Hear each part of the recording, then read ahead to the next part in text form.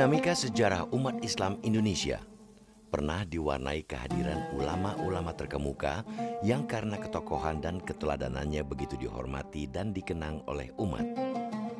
Di kawasan timur Indonesia, tepatnya dari Pulau Lombok, Nusa Tenggara Barat misalnya, pernah lahir Tuan Guru Kiai Haji Muhammad Zainuddin Abdul Majid, seorang ulama karismatis yang berperan sangat besar dalam memajukan syiar dan pendidikan Islam di wilayah ini.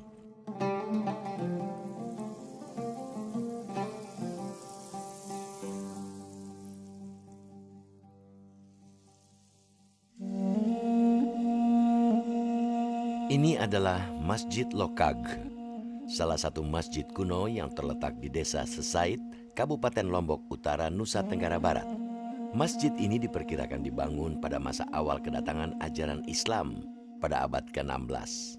Hingga kini, Islam masih menjadi agama mayoritas masyarakat di pulau yang mendapat julukan Pulau Seribu Masjid ini.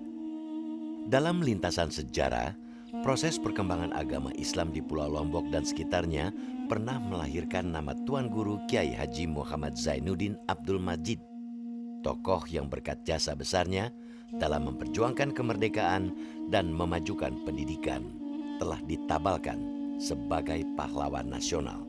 Tuan Guru Kiai Haji Muhammad Zainuddin Abdul Majid alias Maulana Syekh lahir dengan nama Muhammad Sagaf di Desa Pancor, wilayah Lombok Timur pada 20 April 1908. Ayahnya bernama Abdul Majid, yang juga dikenal dengan nama Guru Mukminah, sementara ibunya bernama Inak Syam, yang juga dikenal dengan nama Hajah Halim Matusa Dia. Pada tahun 1923, Muhammad Sagaf diantar langsung oleh ayah dan ibunya berangkat ke Tanah Suci Mekah saat masih berusia 13 tahun.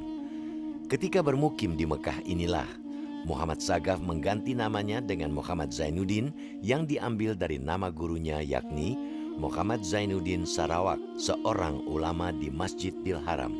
Pada waktu itu beberapa saat di Mekah itu sempat terjadi konflik ya, antara Syarif Hussein dengan Alus Su'ud yang sekarang memimpin Arab Saudi. Nah, ketika beliau belajar, itu secara formal beliau di Madrasah Sholatiyah. Tetapi yang kesehariannya juga beliau mengaji di Masjidil Haram. Dan di Masjidil Haram itu beliau mengaji pada ulama-ulama besar yang juga menjadi guru-guru bagi para ulama Nusantara, termasuk guru dari Hadratus Syekh Kiai Haji Hashim Asy'ari, kemudian Kiai Asad Samsul Arifin, Situbondo, dan para masyayikh di Tanah Jawa, di Sulawesi, itu gurunya sama. Jadi satu akar, satu ilmu. Itu yang disebut dengan paham Islam Ahlus Sunnah wal Jamaah.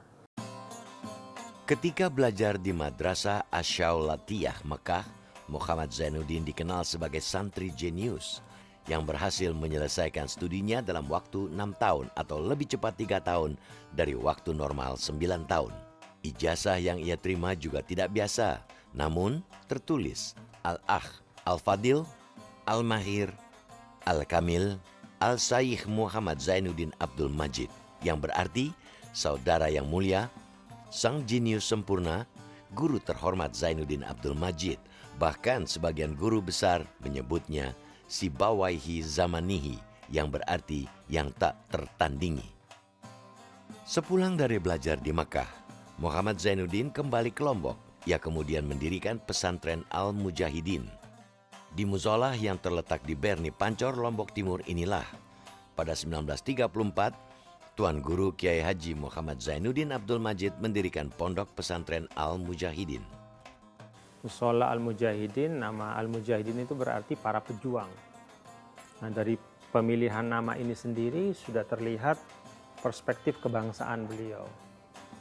Jadi Mujahidin, pejuang, itu bukan hanya ditempa untuk memahami seluk-beluk keislaman, tetapi juga dididik untuk memiliki semangat kebangsaan yang tinggi. Pesantren Al-Mujahidin ini adalah pesantren yang bukan seperti pesantren yang kita pahami saat ini, tapi bahwa pesantren yang orang di sana siapapun, mulai dari kalangan yang paling kecil sampai yang paling tua, itu melakukan aktivitas pembelajaran di sana. Ini kan sebenarnya dari pesantren inilah akan lahir pejuang-pejuang kemerdekaan Indonesia. Usaha Tuan Guru Kiai Haji Muhammad Zainuddin Abdul Majid untuk memajukan pendidikan di Lombok berlanjut pada 1937 ketika ia mendirikan Madrasah Nahdlatul Wathan Diniyah Islamiyah atau NWDI. Madrasah yang secara resmi memulai kegiatan operasionalnya pada 22 Agustus 1937 ini berfokus pada pengajaran berbagai materi agama Islam seperti ilmu tauhid, fikih, kaidah bahasa Arab, dan pada tingkat lanjut mempelajari materi kitab kuning. Pada masa awal, Madrasah NWDI hanya memiliki 10 ruang kelas. Bangunan kelas kala itu juga masih sangat sederhana, hanya berdinding bedek atau anyaman bambu, ditopang tiang bambu, dan beratap genteng. Pendirian Madrasah NWDI bukan tanpa halangan. Menurut Tuan Guru Yusuf yang pernah menjadi murid langsung Maulana Syekh, berbagai rintangan datang dari sejumlah pihak, termasuk dari sebagian masyarakat. Tantangan ini muncul seiring beredarnya kabar negatif dan fitnah yang menyatakan Madrasah NWDI merupakan perpanjangan tangan Barat yang hendak menyebarkan paham Wahabi. Semangat beliau untuk melanjutkan pendidikan ini adalah tidak pernah kendor. Selalu beliau mampu memberikan penjelasan, walaupun selalu ada silih ganti macam-macam modelannya, tapi alhamdulillah yang pada saat penamatan alumni pertama kali dalam sejarah hanya 5 orang. Kenapa 5 orang? Padahal yang masuk sebelumnya banyak, tapi karena ada doktrin yang masuk sehingga ada yang mencabut anaknya lagi, ditarik. Tidak usah, ini akan jadi bahaya, akan tidak menguntungkan bagi kita, akan menjadi bahkan akan jadi musuh. Itulah yang dialami oleh beliau. Kemudian walau demikian tidak apa, walaupun mereka ada yang tarik anaknya, bahkan ada yang narik wakaf yang telah diserahkan untuk jadi madrasah, jadi bagian dari tempat pembangunan madrasah, ada yang tarik anaknya. Tapi walau demikian tidak mengubah semangat beliau. Melengkapi Madrasah NWDI, pada 21 April 1943, Maulana Syekh mendirikan Madrasah Nahdlatul Banat Diniyah Islamiyah atau NBDI yang dikhususkan untuk murid perempuan. Menurut Maulana Syekh, perempuan juga sama halnya dengan laki-laki, memiliki hak dan kewajiban untuk memperoleh pendidikan. Saya baca dalam deklarasi pendirian yang ditulis tangan oleh beliau. Nah, di situ ada termuat pertama hadis thalabul ilmi fardhu ala kulli muslimin wa muslimah. Menuntut ilmu itu wajib, suatu kewajiban bagi laki-laki dan perempuan. Jadi berpengetahuan itu adalah hak sekaligus kewajiban bagi setiap laki-laki dan perempuan. Jadi ada persamaan di situ.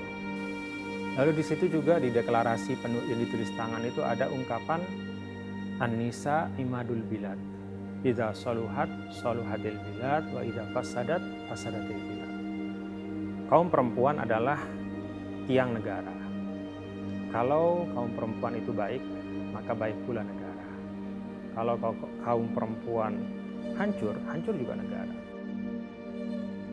Lewat lembaga-lembaga pendidikan yang didirikannya, Maulana Syekh tak hanya aktif memajukan pendidikan dan pengajaran agama Islam, namun juga kerap menyelipkan nilai-nilai perjuangan dan patriotisme. Hal yang kemudian ia buktikan dengan ikut mengangkat senjata saat pecah revolusi fisik untuk mempertahankan kemerdekaan Indonesia. Ternyata di dalam perang nikah itu, setelah saya turun, saya melakukan penelitian, ternyata beliaulah yang menjadi desainer penyerangan nikah itu.